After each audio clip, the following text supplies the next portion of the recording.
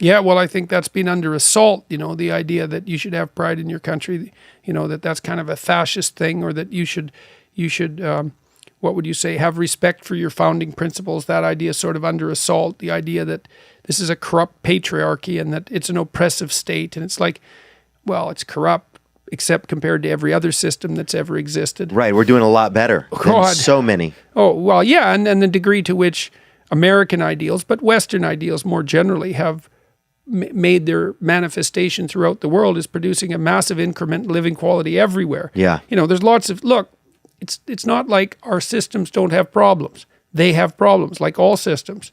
But as far as systems go, man, we're running on 8 cylinders. Yeah. We're doing all right. And so... Yeah, suddenly it's like we're doing so badly. Yeah, and I love how suddenly it's happened. Like all of a sudden, everything is horrible. And really, when you get out into the world, most things are fine. I'm noticing, especially in America, it's a lot of the media is just saying that things are bad.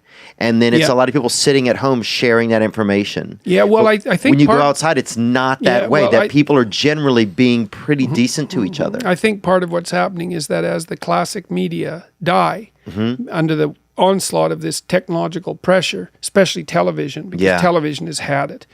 And so I think what's happening as the media, and of course the print media is just facing competition on every possible front, right? Because so many people have access to writing and sharing. Well, exactly.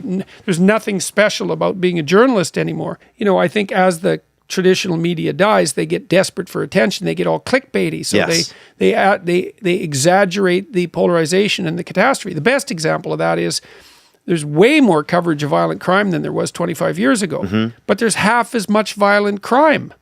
Like in the 5 major measures of violent crime have fallen by 50% in the last 25 years. Like who knows that? No one. Oh, it's dangerous. The streets are dangerous. We're all at each other's throats. It's like, no, we're not. It's safer now in the United States than it's ever been. It's safer now than it was in the early 60s. You'd never guess that. Well, and it's funny. I was just back. I went back to my hometown, which is a small town in Louisiana. And you said you're from a similar. We just figured out before we started about 4,000 people size town. And I was asking some of the teachers at my junior high school. I said, "Well, what is racism like here now?" Because my town was just poor black and poor white mostly.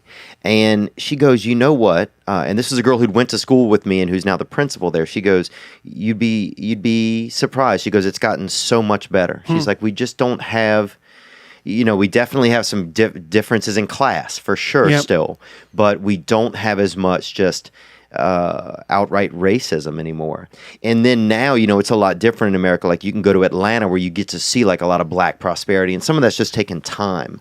But I wondered sometimes, like, man, will some of these smaller towns, places where I'm from, will they ever be able to get some of that, a vulgarity of old racism, of old practices out of our system, out of our DNA, and to hear that firsthand from people that I trust, teachers at this school, that's getting better. It kind of like, it was like, wow, because that's crazy. Because if you click on anything online, everybody's killing each other over racist ideals.